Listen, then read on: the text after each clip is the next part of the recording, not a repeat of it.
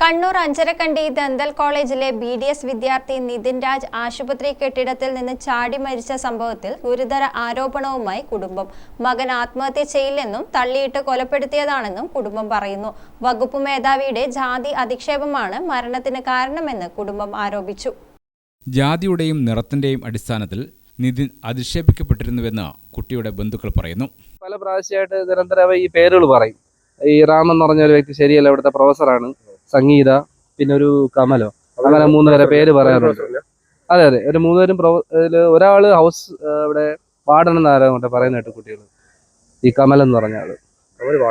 അപ്പൊ ഈ പറയുന്ന വ്യക്തികളെല്ലാം പ്രധാനമായിട്ടും ഈ റാം ഏതോ ഡിപ്പാർട്ട്മെന്റ് HOD ആണ്, അനാട്ടമി ഏതോ ഡിപ്പാർട്ട്മെന്റ് HOD ആണ്. പുള്ളി വളരെ വംശീയപരമായിട്ടും ഈ നിറങ്ങളൊക്കെ വെച്ചിട്ട് കുട്ടികളെ കളിയാക്കി ആ രീതിയിലുള്ള സംസാരവും, ഈ വരും സ്ലം ഡോഗ്സ് ആണ്, ആ രീതിയിലൊക്കെ ഉള്ള ഒരു സംസാരങ്ങളാണ് ക്ലാസ് മുറിയിൽ ഒരു പ്രൊഫസർ കുട്ടികളോട് പഠിപ്പിച്ചു കൊടുക്കുന്നതിന് പകരം ഇങ്ങനെ ഇത്തരത്തിലുള്ള കാര്യങ്ങളാണ് സംസാരിക്കുന്നത്.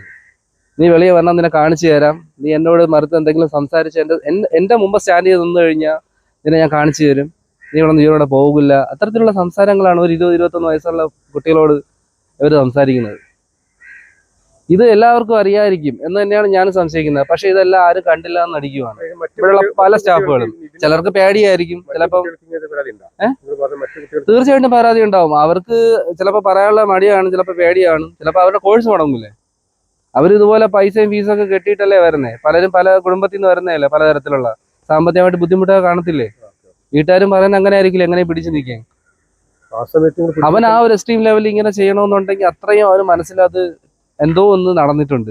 ഒരു 10:30-ക്ക് ശേഷം ഒന്നുകിൽ സ്റ്റാഫ് റൂമിൽ അവനെ വിളിച്ചിട്ടുണ്ടാവണം, അല്ലെങ്കിൽ ഈ പറഞ്ഞ റാമുമായിട്ട് സംസാരിച്ചിട്ടുണ്ടാവണം, അല്ലെങ്കിൽ മറ്റേതെങ്കിലും വ്യക്തികൾ, ഈ കോളേജിലുള്ള കുട്ടികളല്ലാത്ത ആരോ സ്റ്റാഫുകൾ എന്നാണ് ഞാൻ സംശയിക്കുന്നത്. എനിക്ക് റാമും ഈ പറഞ്ഞ ബാക്കി 2 പേര്, അവരുടെ പേര് ഞാൻ ഈ 2-3 ദിവസം മുമ്പാണ് അറിയുന്നത്. ഈ റാമിൻ്റെ പേര് ഞാൻ മുമ്പേ കേട്ടിട്ടുണ്ട്. ഞാൻ ഈ മുമ്പ് ഇവിടെ വന്ന മീറ്റിങ്ങിൽ ഈ റാം എന്ന് പറഞ്ഞ വ്യക്തിയായിട്ട് കണ്ടിട്ടുണ്ടോ എന്ന് എനിക്കറിയില്ല. പക്ഷെ അന്നൊരു 10-12 പേരുണ്ടായിരുന്നു, ഒരു ലേഡി അടക്കം.